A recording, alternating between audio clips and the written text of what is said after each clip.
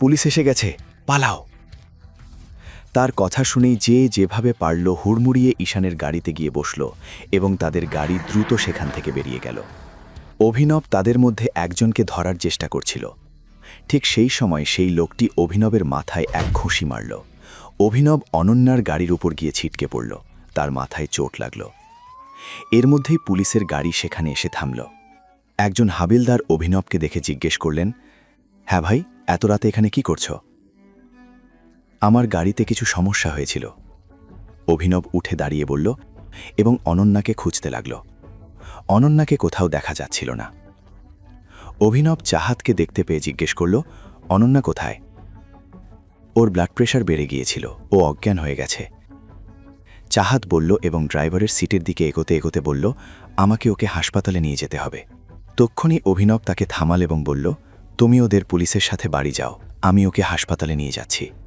চাহাত অভিনবের কথা মেনে নিল এবং পুলিশদের দিকে এগিয়ে গেল। যা যা ঘটেছিল চাহাত পুলিশকে স্টেটমেন্ট দিল এবং তারপর তাদের সাথেই বাড়ির উদ্দেশ্যে রওনা দিল। এদিকে অভিনব অনন্যাকে নিয়ে হাসপাতালের উদ্দেশ্যে বেরিয়ে পড়ল। এর মধ্যে অভিনব রাজীব আর শর্মিলাকেও ফোন করে যা যা ঘটেছিল সব জানিয়ে দিল। কিছুক্ষণ পর অভিনব অনন্যাকে নিয়ে হাসপাতালে পৌঁছে গিয়েছিল। সে তাকে ভর্তি করিয়ে দেয়। এরই মধ্যে পুলিশও অনন্যার সাথে দেখা করতে এবং তার স্টেটমেন্ট নিতে সেখানে পৌঁছে গিয়েছিল। অভিনব অনন্যার প্রাইভেট রুমের বাইরে বসে দরজার দিকে তাকিয়েছিল। তার চোখে উদ্বেগ ছিল, কিন্তু এই চিন্তা অনন্যার জন্য নয়, বরং নিজের জন্য ছিল। সে যেভাবে ওই লোকগুলোকে মেরেছিল তাতে অনন্যা অভিনবের ওপর সন্দেহ করতে পারত। এমন পরিস্থিতিতে সে ঈশ্বরের কাছে এটাই প্রার্থনা করছিল যে অভিনব ওই ছেলেদের সাথে যা করেছে তা যেন কোনোভাবে অনন্যা না দেখে থাকে। যখন অনন্যার জ্ঞান ফিরল তখন ডাক্তার নার্সকে বললেন অভিনবকে ভেতরে ডেকে নিতে, কিন্তু অনন্যা পরিষ্কার মানা করে দিয়েছিল। সে অভিনবের সাথে দেখা করতে চাইছিল না। এই সময়ে শর্মিলা এবং রাজীবও হাসপাতালে পৌঁছে গিয়েছিলেন। যখন তারা দুজনে অনন্যার সাথে দেখা করার জন্য তার প্রাইভেট রুমে ঢুকছিলেন তখন অভিনবও তাদের পেছনে ভেতরে চলে আসে। যখন তিনজন ভেতরে পৌঁছালেন তারা দেখলেন অনন্যা কাঁদছিল। সে কাঁদতে কাঁদতে বলল, আমি খুব ভয় পেয়ে গিয়েছিলাম। আমার মনে হচ্ছিল আমি আর বাঁচব না। ওই লোকগুলোকে দেখে মনে হচ্ছিল তারা আমাকে কিডন্যাপ করেই ছাড়বে। কিন্তু ভাগ্য ভালো যে সেখানে চাহাত ছিল। যখন একটা লোক আমাকে হাত দেওয়ার চেষ্টা করল তখনই ও লোকটার পেটে লাথি মারল। যখন অনন্যা ওর জায়গায় চাহাতের নাম নিল তখন অভিনবের ভালো লাগল।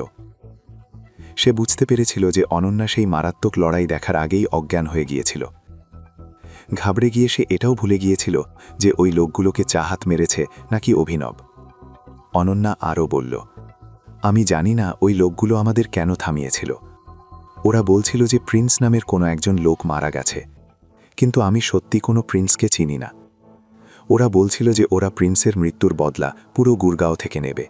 অভিনব ততক্ষণে বুঝে গিয়েছিল যে প্রিন্সকে। এ সেই লোক যে সেদিন জনিকে মারছিল। এক সেকেন্ড, তুমি বলছো যে যখন ঈশান তোমার উপর হামলা করল তখন অভিনব তোমার সাথেই ছিল? ও তখন কি করছিল? এই প্রশ্ন শুনে অনন্যা ধীরে ধীরে তার নজর ওপরে তুলল এবং অভিনবের দিকে তাকাতে লাগল।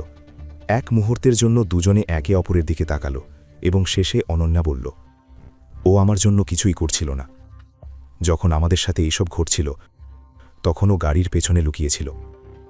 এ কথা শোনামাত্রই অভিনবের মুখ হাঁ হয়ে গেল। সে কিছু বলার আগেই শর্মিলা বিরক্ত হয়ে বলল, আমি জানতাম আমি জানতাম এই অপদার্থটা এমন সময়ে কিছুই করবে না। ও শুধু গরিবই নয়, একটা ভীতুও বটে। শর্মিলা, শান্ত হও। রাজীব মাঝপথে বাধা দিয়ে বলল। অভিনব শুধু তাদের তর্কাতর্কি শুনে যাচ্ছিল। তার কাছে বলার মতো কিছুই ছিল না।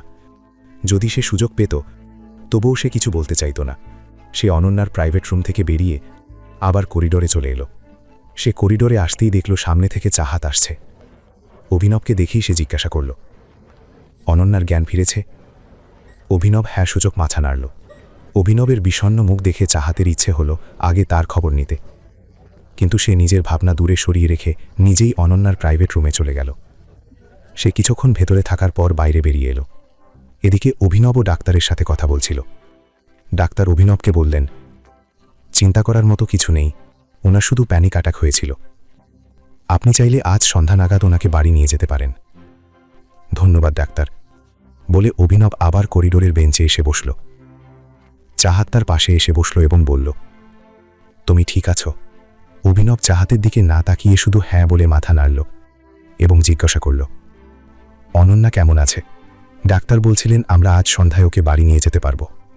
আমার মনে হয় না ও সন্ধ্যা পর্যন্ত অপেক্ষা করবে, ও এখনই বাড়ি যেতে চাইছে। চাহাত উত্তর দিল। অভিনব আবারও হ্যাঁ বলে মাথা নাড়ল।